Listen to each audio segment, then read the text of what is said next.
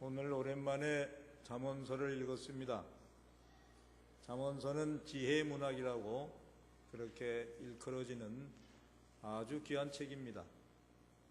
흔히 이 잠언서를 이스라엘 백성들은 아침에 저녁에 늘 읽으면서 이 잠언서와 더불어 살아간다 해도 과언은 아닙니다.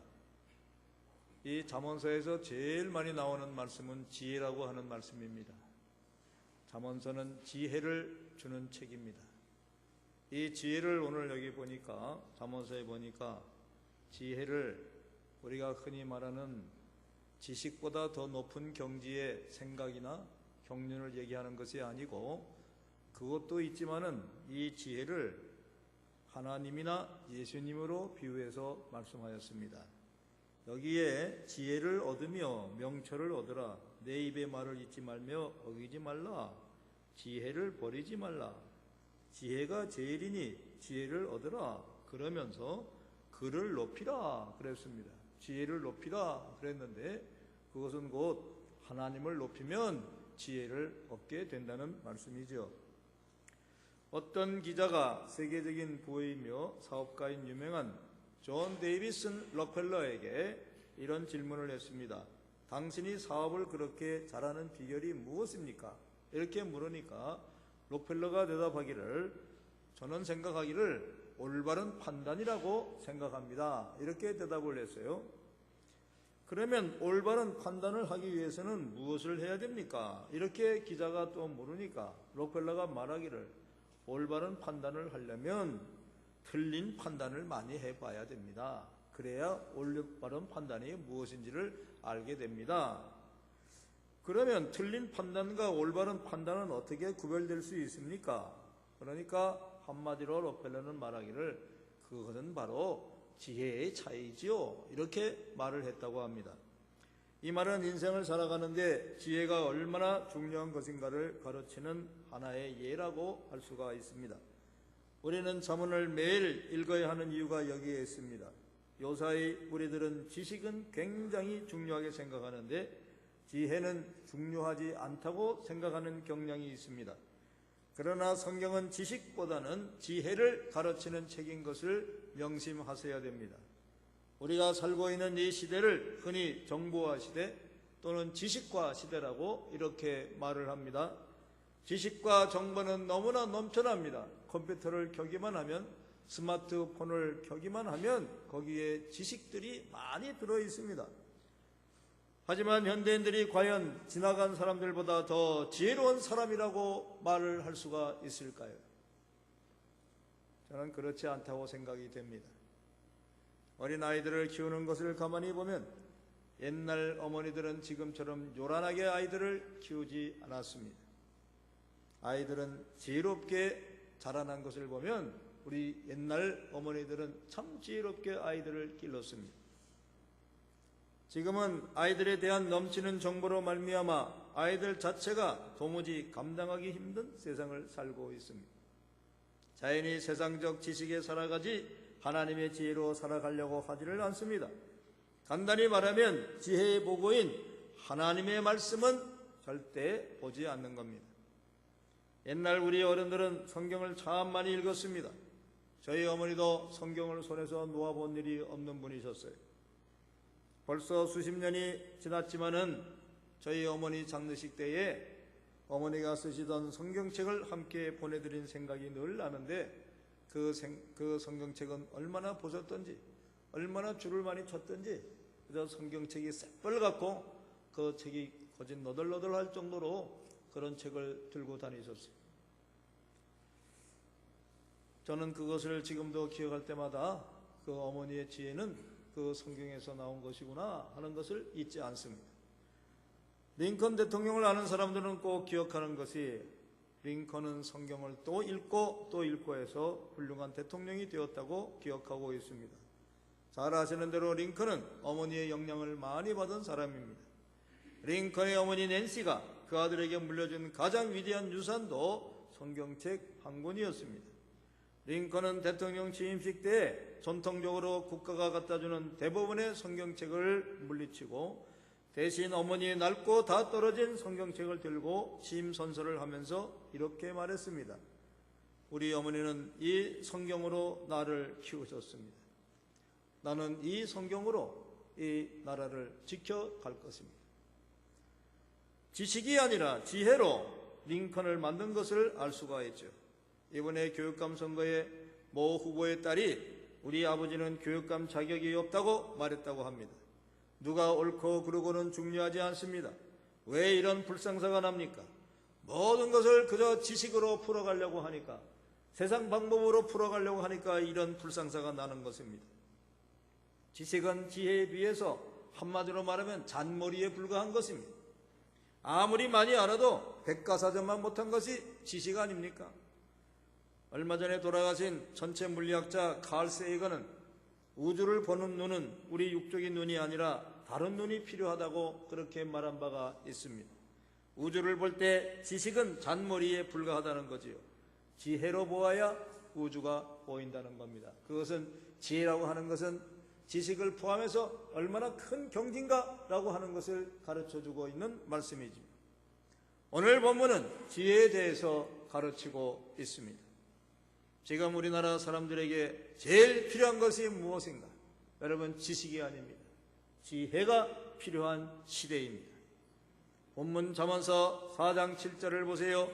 지혜가 제일이니 지혜를 얻으라.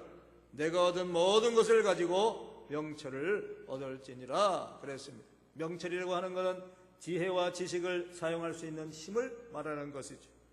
성경은 이 지혜를 붙들고 살아간다면 세 가지 면류관이 우리에게 주어진다고 이렇게 오늘 권면합니다.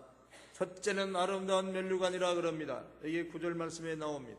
둘째는 영화로운 면류관이라고 말했습니다. 역시 9절 말씀에 나옵니다. 그리고 세 번째는 우리 성도님들이 귀가 번쩍 뜨이는 약속이 나옵니다. 잠언서 14장 24절에 있습니다. 지혜로운 자의 재물은 그의 면류관이요 미련한 자의 소유는 다만 미련한 것이니라 그랬습니다. 어쨌든 세 번째 면류관은 부유의 면류관 혹은 재물의 면류관을 주신다는 약속입니다. 성경은 약속의 책입니다. 지혜를 추구하면 반드시 이런 유익이 있다고 하는 것을 여러분 믿으시기를 바랍니다. 첫 번째 면류관은 아름다운 면류관을 주신다고 말씀합니다. 아름다움을 추구하는 것은 인생에 있어서 필수입니다. 누구나 다 아름다워지려고 하는 것이죠. 여인들은 더 아름다워지기 위해서 오늘도 피나는 노력을 하고 있습니다. 저는 이걸 피나는 노력이라고 부르고 싶어요. 정말 눈 뜨자마자 여인들이 자기 몸을 가꾸고 얼굴을 가꾸는 것은 눈물겨울 정도입니다. 남자들도 마찬가지입니다. 외형적 아름다움을 위해서 얼마나 노력을 많이 하고 물질을 많이 쓰고 있습니다. 그러나 육신의 아름다움이라고 하는 것은 가면 갈수록 우리들에게 실망만 안겨줄 뿐입니다. 청춘이 얼마나 가겠습니까? 여러분, 청춘은 순식간에 지나갑니다. 오늘 우리가 지혜를 추구하면 아름다운 면류관을 주신다고 하였는데 이 면류관의 뜻은 머리에 씌워주는 관을 의미하기도 하지만은 그것은 오늘 본문 상으로 봐서는 상급이라고 표현하는 것이 더 좋을 듯합니다. 그 지혜를 추구하는 사람들에게는 아름다운 상급을 하나님께서 주시는데 그것은 우리의 외적인 외모의 아름다움뿐만 아니라 우리의 인격을 아름답게 만들어 주신다는 뜻입니다. 여러분, 우리가 천국 갈 때 아름다운 얼굴을 가지고 천국 가는 것이 아닙니다. 아름다운 인격을 가져야 천국 갈 수가 있는 것이죠. 하나님은 우리를 외모로 보시지 아니하시고 속 중심을 보시는 하나님이라고 말씀하셨습니다. 교회는 아름다운 얼굴을 가진 사람을 만나는 것이 아니라 아름다운 인격을 가진 사람들을 만나는 공동체인 것을 명심하십시오. 여기 본문의 아름다움이라고 하는 단어는 어떤 곳에는 은혜라고 하는 단어로 바꾸어 부르는 성경도 있습니다. 아름다워진다는 말은 다른 말로 하면 은혜스러워진다는 말씀이죠. 저희 딸 이름이 은혜인데요, 전혀 은혜스럽게 못 살았어요. 근데 요사이는 저희 딸이 비로소 자기 이름을 찾은 것 같아요. 은혜스럽게 살고 있어요. 왜냐하면 아이를 기르기 때문이에요. 아이를 기르니까요, 자연히 희생하게 돼요. 참게 돼요. 그리고 뭔지 모르게 무슨 것을 하더라도 감사가 먼저입니다. 자기 중심이 아니라 아이 중심이요, 남편 중심이요, 이렇게 변해가는 겁니다. 은혜를 끼치는 그런 모습이 되어가는 것이지요. 또한 모든 것이 감사가 되는 것을 보고 이제야 정말 제 이름 찾았구나, 그렇게 생각이 듭니다. 이제는 지식으로 살지 않고 지혜로 살아가기 때문입니다. 한마디로 아름다워지는 것입니다. 영국의 신학자 매튜 헨리는 하나님이 우리에게 가르친 감사는 사람의 인격을 아름답게 만드는 것뿐만이 아니라 감사를 더하는 사람은 그 모든 것에 다시 더하기 같이 계속 감사하게 되고, 또 반면에 원망과 불평은 빼기와 같아서 있는 것까지 다 빼앗기고 없어지고 만다고 말씀하였습니다. 성경에서 말씀하시는 지혜는 하나님의 말씀입니다. 이 말씀으로 영혼의 밥을 지어 먹으면 아름다운 모습이 되어 간다라는 말씀입니다. 그 인격이 아름다워지고 그 믿음이 존귀해지고 그 생명이 축복을 받는다는 말씀이죠. 잠언서 31장 지혜로운 여인에 대해서 어떻게 묘사합니까? 26절부터 보면 그는 입을 열어 지혜를 베풀며 그의 혀로 인애의 법을 말하며 자기의 집안일을 보살피며 게으리 얻은 양식은 먹지 아니하며 그의 자식들은 일어나 감사하며 그의 남편은 칭찬하기를 덕행 있는 여자가 많으나 그대는 모든 여자보다 뛰어나다 하느니라. 고운 것도 거짓되고 아름다운 것도 헛되나 오직 여호와를 경외하는 자는 칭찬을 받을 것이다 라고 말씀하였습니다. 그리고 그 손의 열매가 그에게로 돌아갈 것이요 그 행한 일로 말미암아 성문에서 칭찬을 받으리라. 여러분, 지혜를 베풀며 사는 사람에게, 지혜를 배우는 사람에게는 아름다운 면류관이 준비되어 있다고 하는 말씀을 잊지 마시기를 바랍니다. 지금 이 나라에 제일 필요한 것이 무엇입니까? 겉에 아름다운 것이 필요한 것이 아니라 우리 속에 아름다운, 인격이 아름다운 그런 모습이 천국을 만드는 것입니다. 여러분, 하나님의 말씀인 지혜로 여러분을 아름답게 갖고 가시기를 간절히 축원합니다. 둘째는 영화로운 멸류관을 주신다고 그랬습니다. 시편 8편을 보면 우리에게 하나님은 영화와 존귀의 관을 씌우신다고 말씀합니다. 시편 8편 5절 말씀입니다. 그를 하나님보다 조금 못하게 하시고 영화와 존귀의 관을 씌우셨나이다. 이 말씀은 우리가 하나님을 닮은 존재로 하나님께서는 우리를 창조하셨다는 말씀입니다. 그렇게까지 우리의 모습은 영화와 존귀의 관을 쓴 것처럼 대단한 모습이었는데 오늘날 그 영광이 다 어디로 갔습니까? 한마디로 성경은 다 죄 때문에 그렇게 되었다고 진단하며 말씀합니다. 그러나 바울사도는 디모데후상 4장 7절 이후의 말씀으로 마지막에 의의 재판장이신 그분이 나에게는 반드시 의의 멸류관을 주실 것이다 말씀하였습니다. 또한 주의 나타나심을 사모하는 모든 사람에게도 그 멸류관이 주어질 거다 그랬습니다. 의의 멸류관은 누가 씌워준 것입니까? 오직 예수 그리스도가 우리에게 씌워주신 것입니다. 우리는 여전히 죄인이었지만 그분이 우리의 죄를 담당하시고 십자가에서 달려 돌아가심으로 말미암아 우리는 죄인이 아니라 의인이 되었다 말씀이죠. 그래서 성경 말씀을 보면 우리가 어떻게 영화롭게 되었는가를 알 수가 있습니다. 이것은 지식이 아닙니다. 이거는 지혜입니다. 지혜가 있어야 예수를 믿는 것입니다. 우리나라의 초대교회 때도 못 배웠다고 하는 여인들이 다 교회에 나가요. 옛날에는 여자들은 제대로 배워주지도 않았습니다. 그런데 그런 분들이 기독교가 이 땅에 들어오니까 다 교회로 나가서 하나님의 말씀을 배웠습니다. 지식을 배웠겠습니까? 지혜를 배운 것이죠. 교회 가서 어떻게 됐습니까? 인권이 회복되고 남녀 차별이 철폐되고 그리고 영화로운 자리에 앉게 된 것이죠. 다 여인들이 교회를 지켜주죠. 지금은 누가 감히 남녀 차별을 말합니까? 어림없는 일입니다. 오늘날 우리는 의의 재판장이신 그분 앞에 설 것입니다. 남자라고 다르고 여자라고 다르지 않습니다. 의의 면류관을 쓴 자만이 그 앞에서 구원받을 것입니다.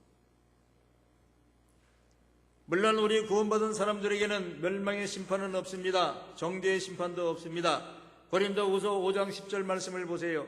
이는 우리가 다 그리스도의 심판대 앞에 나타나게 되어 각각 선악간에 그 몸으로 행한 것을 따라 받으려 하니라 말씀합니다. 심판대라고 말은 히란말로 하면 배마라고 그렇게 부릅니다. 제가 성지순례 소아시아 쪽으로 갔더니 그 헬라 시대에 살았던 그 소아시아의 그 지역들은 다 경기장이 하나씩 있어요. 그러니까 헬라식 경기장이 하나씩 있어가지고 그 경기장에서 뛰어나온 그 고고학적 유물들이 거기 이렇게 있는데 거기에 가보니까 배마라고 하기 글로 써있는 그 자리가 있어요. 그 배마가 뭡니까? 그랬더니 그 배마라고 하는 거는 심판관이 앉았던 자리입니다.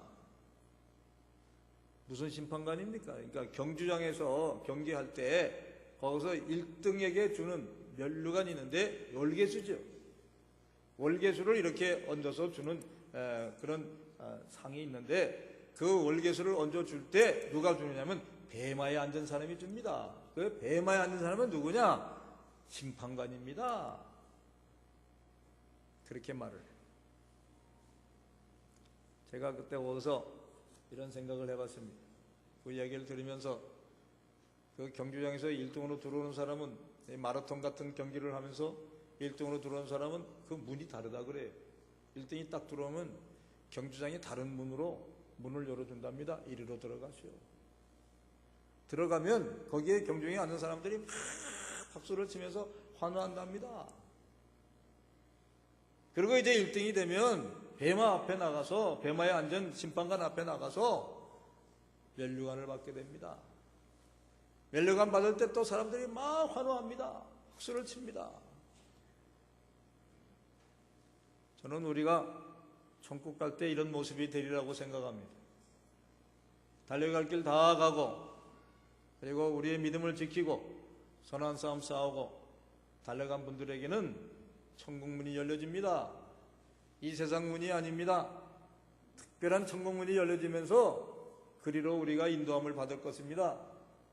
인도함 받을 때 수많은 믿음의 형제들이, 믿음의 선배들이 환호를 하면서 우리를 영접해 주실 것입니다. 그리고 그 배마에 앉으신 의의 재판장이신 예수 그리스도께서 우리에게 면류관을 얹어 주실 것입니다. 그 면류관이 무슨 면류관입니까? 생명의 면류관입니다. 의의 면류관입니다. 영생의 면류관입니다.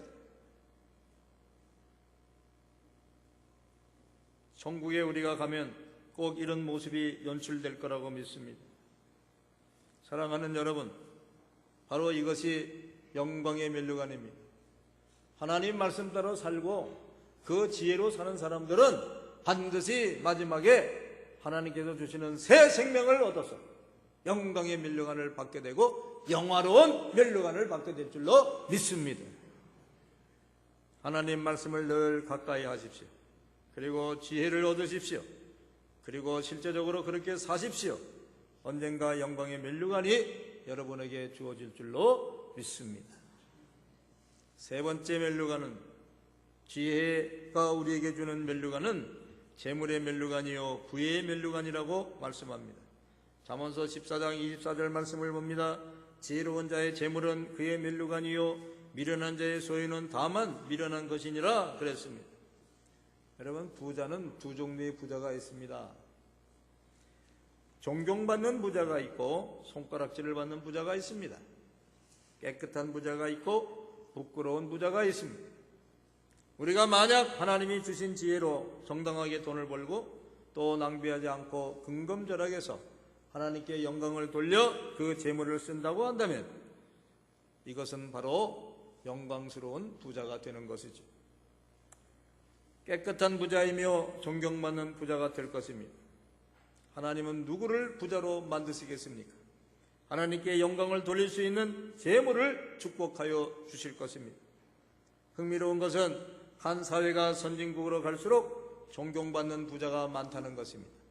또 후진국으로 갈수록 부끄러운 부자가 많다는 것입니다. 한국 사회에서 부자들이 일반 대중의 미움과 또 일반 대중의 손가락질하는 지탄의 대상이 되는 것은 그들이 돈을 정당하게 벌지 않았기 때문입니다.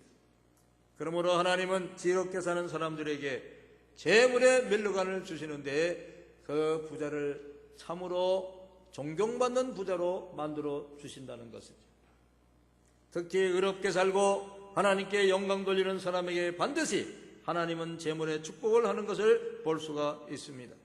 그러므로 잘 사는 사람은 돈 많은 사람이 잘 사는 사람이 아니라 잘 사는 사람은 하나님이 주는 지혜로 잘 쓰는 사람이 잘 사는 사람인 줄 믿습니다.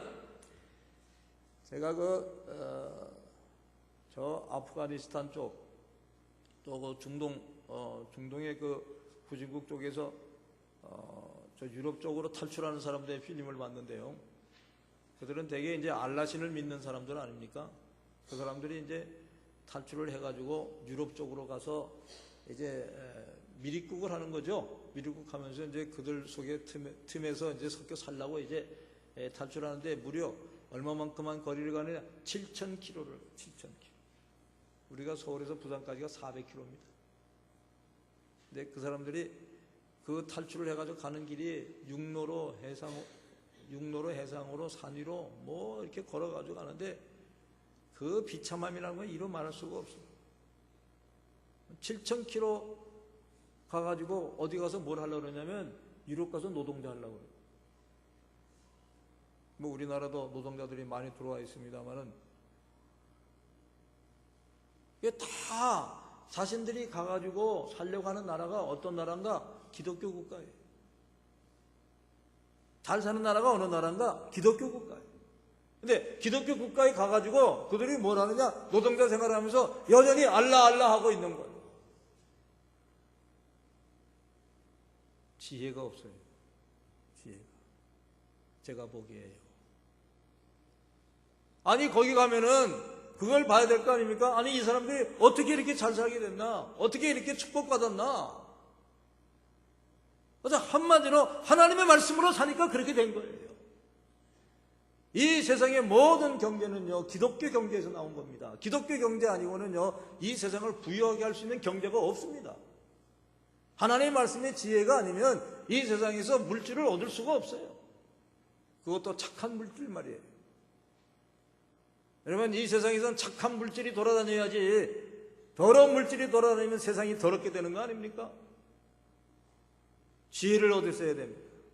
지금 유병이라는 사람 지금 도망다니는데 그 사람의 물질을 한번 가만히 보세요. 더러운 물질을 그동안에 탐닉하다가 그렇게 된 꼴이 아닙니까? 근데 우리가 어느덧 이 세상 살아가는데 방식을 그런 방식으로 살려고 하고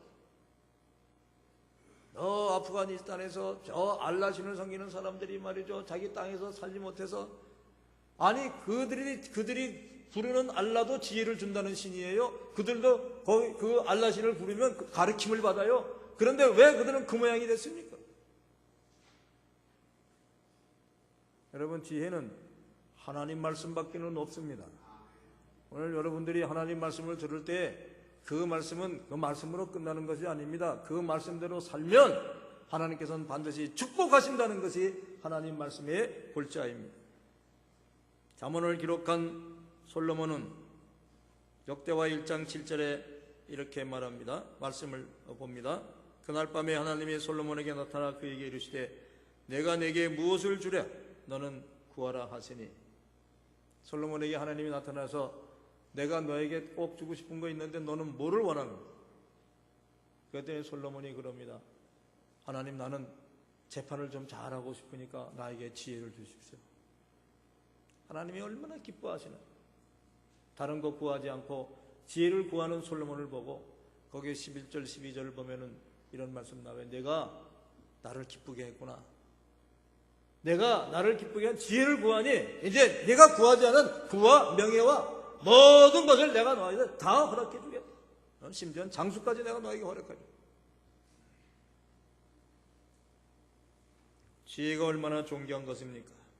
말씀과 기도로 주의 지혜를 구해서 지혜로운 사람이 되십시오.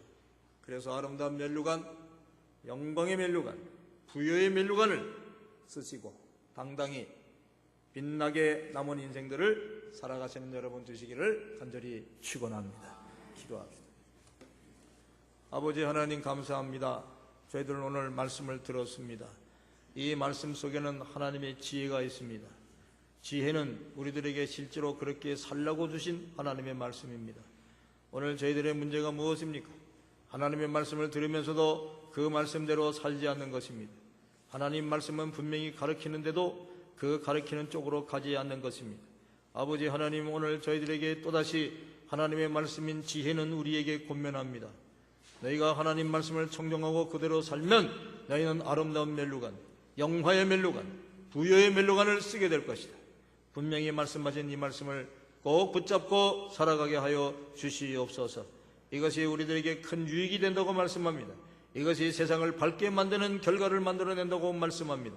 아버지 하나님, 오늘 저희들 얼만큼 하나님으로부터 멀어졌습니까? 얼만큼 하나님 말씀으로부터 멀어졌습니까? 더 이제 가까이 하나님 말씀 쪽으로 다가가게 하여 주시옵소서. 말씀 속에서 살아가게 하여 주시옵소서. 말씀대로 순종하게 하여 주시옵소서.